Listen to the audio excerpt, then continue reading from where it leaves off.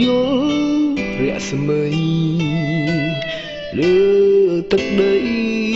ក្រក្រៃនៃភូមិឆ្មាបាត់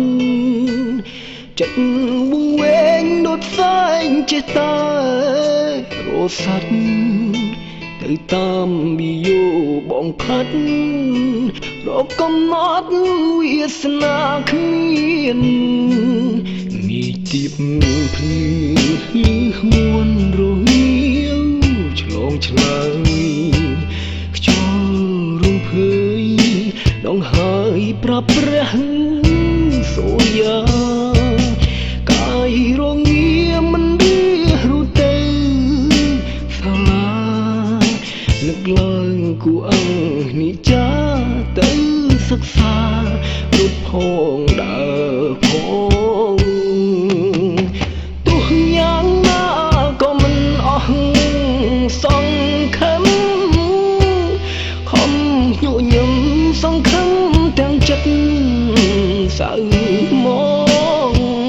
ឃើញដីឆ្ងាយមេឃដូចចែកពីបំណងតែនៅខំសងឯឆ្លងក្រែងបានដល់ត្រើយវិភ្លឺហើយចោលឆ្លើយប្រាប់ព្រេងវាសនាអូយាដាបិតាមានគុណ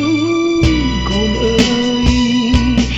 ឥឡូវបានកើតកានកិត្តិយសនឹងស្នាដៃបានទាំងប្រែមុខមាត់ថ្មីលើទឹកដីកំណើតគូន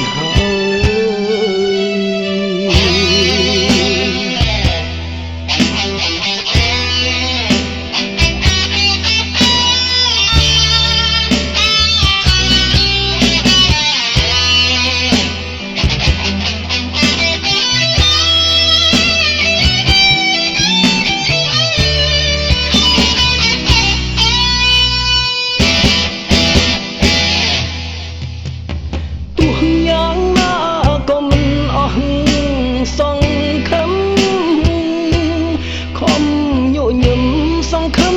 ទាំងចិត្តសៅមកឃើញដីឆ្ងាយមេឃដូចចែកពី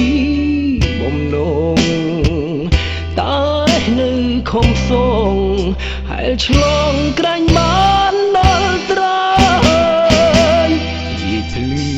ហើយចោតឆ្លើយប្រាប់ព្រេងវាស្នាបិតាមានគុណកូនអើយឥឡូវបានកើតកានកិត្តិយសនឹងស្នាដៃបានទាំងប្រែមុខមាត់ថ្មីលើទឹកដីកំណើតគូន